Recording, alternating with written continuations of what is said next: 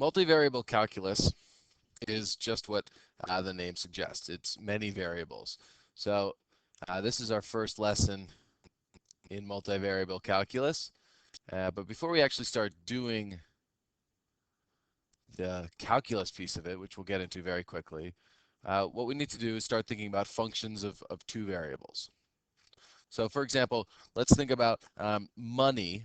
So we've got some dependent variable.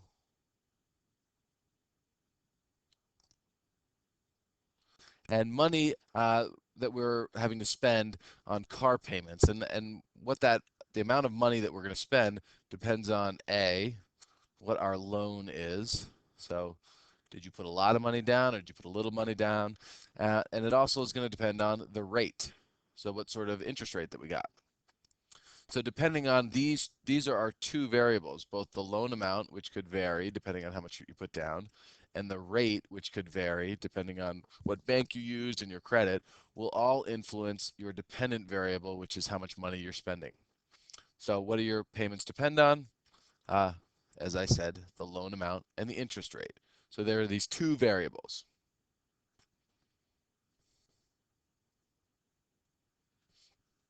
So let's think about this map here. This map contains a lot of information. So what it suggests or what it tells us is the predicted high temperatures on a summer day. But it gives us more information than just high temperatures on a summer day. It's also telling us stuff about, in terms of north versus south, east versus west.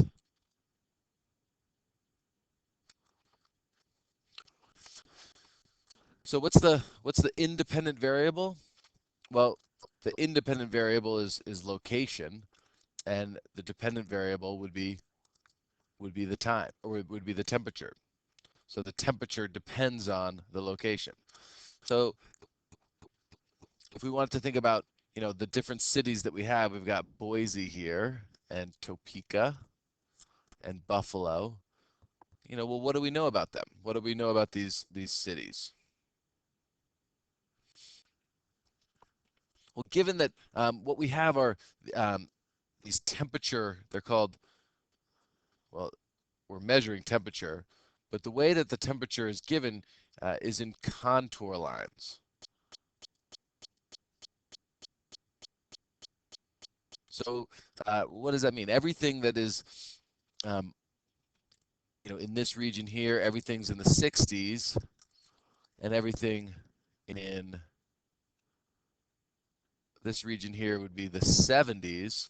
So, what would be the temperature then? What would be our predicted temperature for everything along this line? Well, if it's separating, a temperature of 60s and 70s, this pink line, everything here would be exactly 70. So anything that falls on the contour line, we know exactly what it would be. So just to kind of push that, what would be everything on this contour line? Well, it's separating 70s and 80s. So that contour line that we just drew would be everything having a value of 80. So what do we know about Boise? What do we know about our wonderful Idaho State right here? We know that it's in between 60 and 70, and because it's close to the 60 contour line, Boise we would predict as being in the low 70s. Now we can't be sure that it's in the low 70s, but because it's closer to the 60 contour or the 70 contour line, that's what we would suggest. And what about Topeka? Well, Topeka's right in the middle, so we would think Topeka would be, in the mid 80s. And Buffalo here, which is in between the 70s and 80s, but it's closer to the 80 line, we would think the high 80s.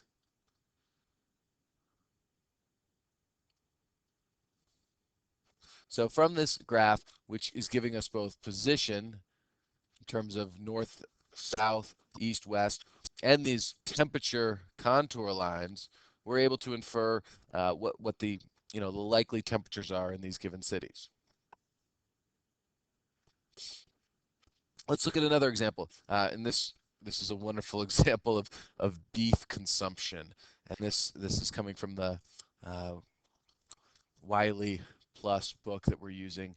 And it says, what factors could influence how much beef the average family consumes? So think about that. You know, it may seem a regular privilege for us to consume beef, but in fact, it does depend on some things. It depends on the income that a family makes, because eating meat is more expensive, and it depends on the price of beef. So the more expensive it is, the less we're going to buy, the less expensive, the more. Similarly, the more income we have, the more likely we are to consume more beef, provided that we actually enjoy beef, which I do. I hope you do too. So here's our dependent variable, consumption, and it depends on two variables now, income and price. So right now we're not actually looking at equations, but we're trying to generate the idea that we can have dependent variables that depend on more than one variable, which is something that we have not done in the past. So here's our data table, which has our household income and the price of beef. And what we see is, as the income increases, notice that we see an increase for each price bracket. So if beef were $3, as we increase income per year by 20, we're seeing an increase in how much beef we consume. And similarly, we could think about letting our income stay constant. So for example, if we have $60,000 a year, as the price of beef goes up, our consumption goes down, and that's what we would expect, because the more expensive it is, the less we're gonna buy. So when it says how much data is conveyed in each cell, well, similar to our when we looked at parametric equations, each cell contains three pieces of information. So each data cell contains three pieces of information. The first piece of information that it tells us is our consumption. Then it tells us also our income. And lastly, it gives us our price. So we're looking at one dependent variable, which is consumption, and two independent variables, which are my income and my price.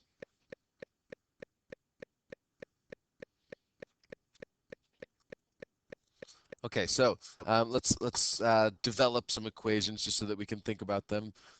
Here we have, it says give a formula for the money, where money is the amount of money in a bank after T years after an initial investment of B dollars. Well, this is the PERT equation.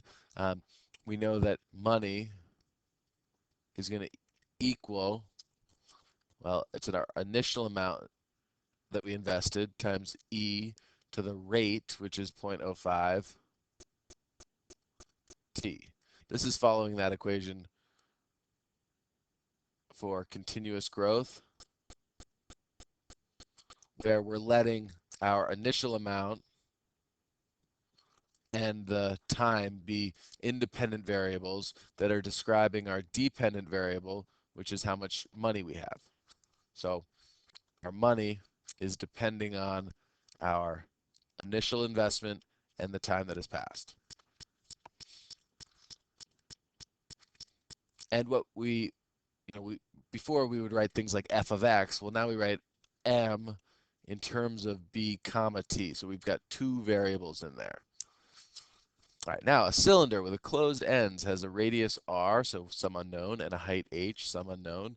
If its volume is v and its surface area is a, find formulas for the functions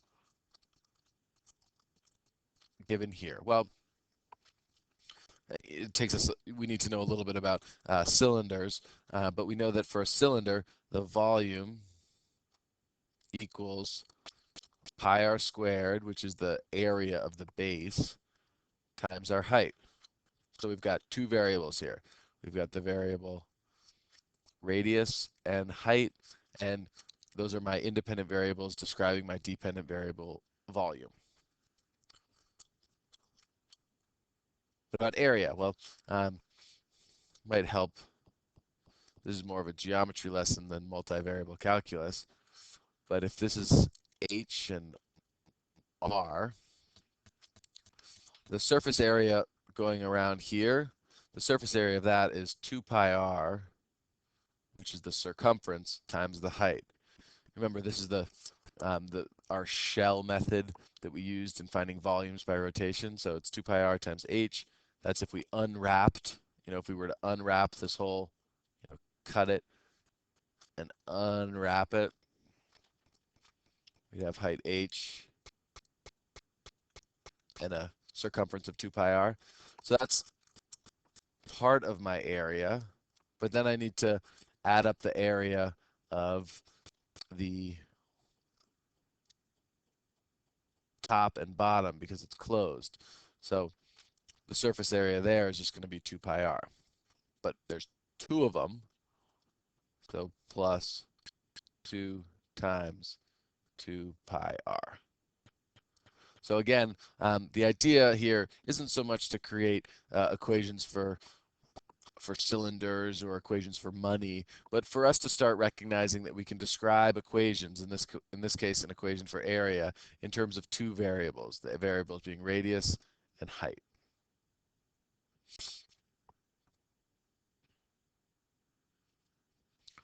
Well, as we start talking about, two independent variables and one dependent variable, that introduces the idea of having three variables. So if we have three variables and we want to be able to graph things, we need to be able to graph in 3D space. So when we do that, imagine this being three-dimensional. The x-axis really comes out of the page.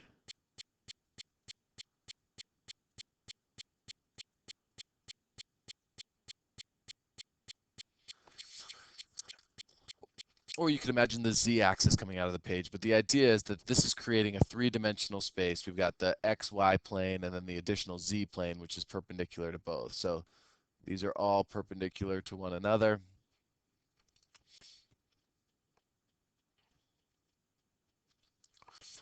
And what we're going to start doing is being able to graph things in 3D space. And this is a funny notion at first, but there's a lot of great computer software that we will be using and you'll be using to help visualize 3D space. But just for starters, let's imagine the point 1, 2, 3.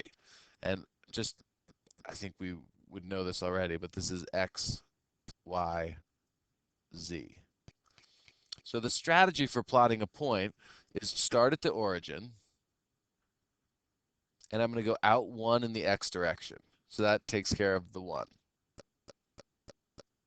And then I'm going to go move over 2 in the y direction. And then I'm going to move up 3 in the z direction. And I'm going to get to the point 1, 2, 3. And it's important for us to draw these lines, because otherwise we wouldn't know exactly where that point lies. Because, this point, putting a three-dimensional point on really a two-dimensional plane leaves a lot of room for interpretational error. But by drawing these lines, it makes it clear where exactly this point is.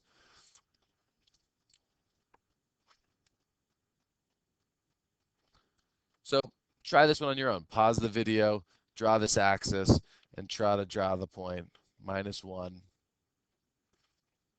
3, -2. Pause the video, draw the axis, plot the points, and then unpause it, and I will go ahead with the solution. Okay, so we start at the origin. Our x is -1, so we move back -1.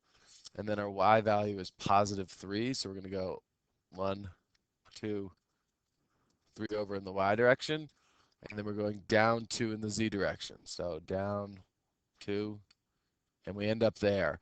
And we get there by following that path of going -1 in the x, 3 in the y, and minus 2 in the z direction.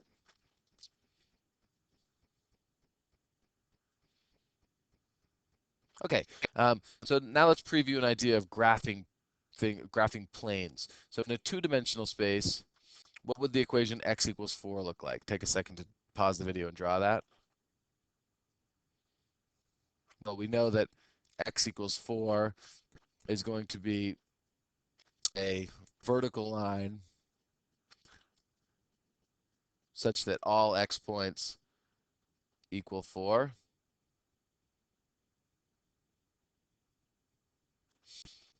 So similarly, what would the following graphs look like? Z equals 0, z equals 3, z equals -1.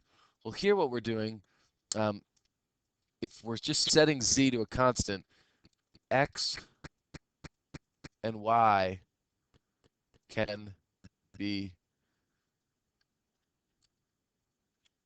anything. So in this first graph, z equals 0, all we know is that our z value must be 0. X and y can be anything. So what's that going to look like? What these describes, instead of describing a vertical line, which it did in two-dimensional space, now what we're describing are planes. So the z equals 0, this is just our xy plane.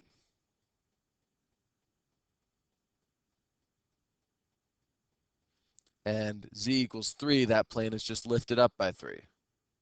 And -1 lifted down by 1. So instead of looking at equations of lines as we have before, now we're going to start looking at equations of planes.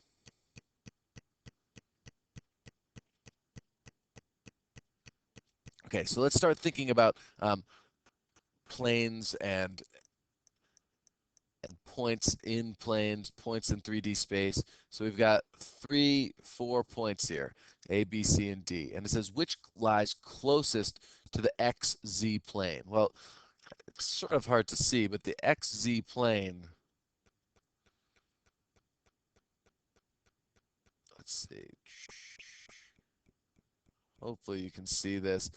The XZ plane is this vertical slice such that y equals 0. So when we try to figure out which of these points lie closest to the XZ plane, what would we look for? So pause the video, see if you can make an assumption, make an educated guess on which point lies closest to the XZ plane.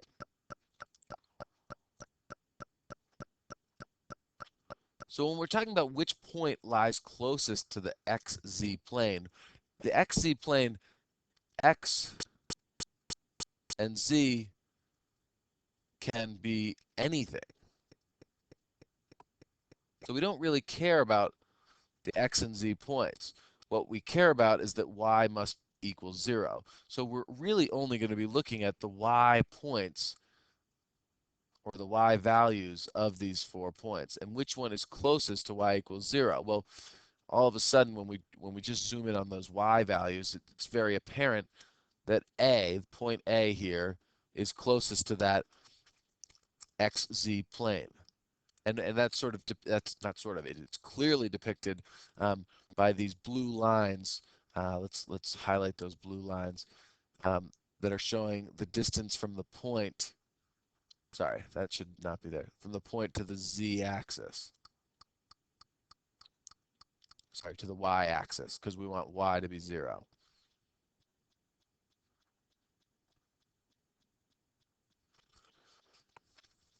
So in other words, what we're looking at is, how far is this one away from y equals 0? Well, it's a distance of 1.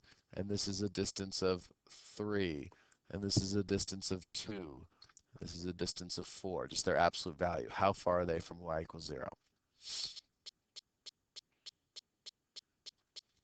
Okay, so another question, just so we start developing familiarity and comfort in two-dimensional or three-dimensional space. It says you are 2 units below the xy plane in the yz plane.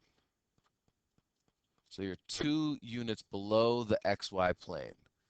So if you're in the XY plane, sorry, if you're 2 units below that plane, the XY plane is when z equals 0. And if you're 2 units below that, that means that z equals 2 minus 2 because it's below. And if you're in the YZ plane, that means that x equals 0. That's the information that we can get out of this, that we can extract from there. If you're in the XY plane, z equals 0. That we're 2 units below means that our z value equals -2. And if we're in the YZ plane, that means that x equals 0. So what that means is that we are our coordinates, what we know is that x must be 0, z must be -2, and our y, well, our y can be anything. It's not determined. So the intersection of these two planes, this is a key idea. The intersection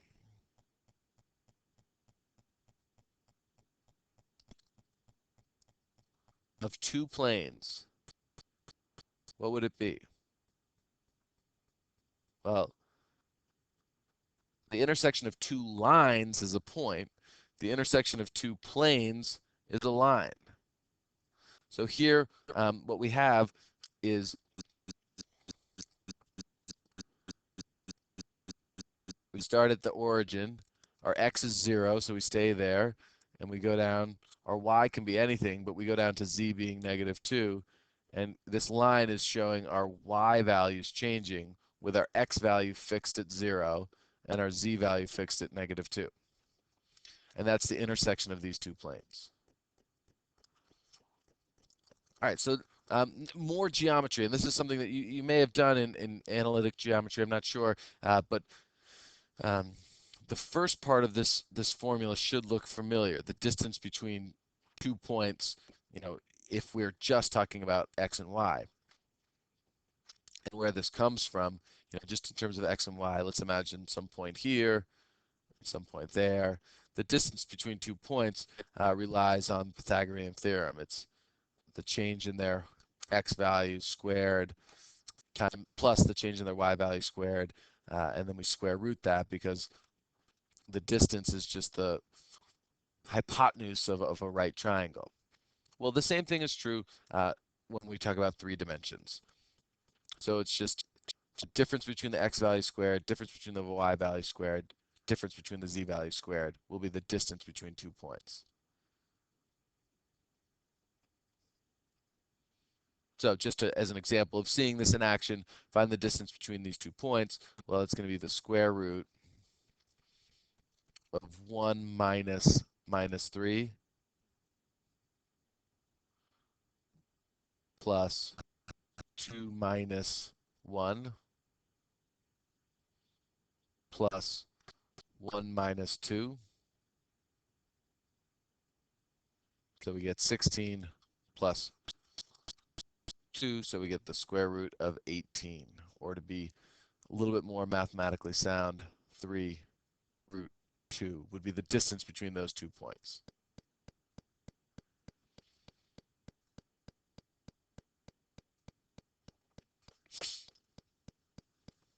Okay, so let's answer some more questions about points. And what I want you to do is I want you to pause these videos and try these on your own. But what I'm going to do is start a new video. So I'm going to stop this video here, and I'm going to start or restart on this page. But as you're loading the next video, what I'd like you to do is try to get an answer to this problem, and then you can restart the next page, and you'll see how you did.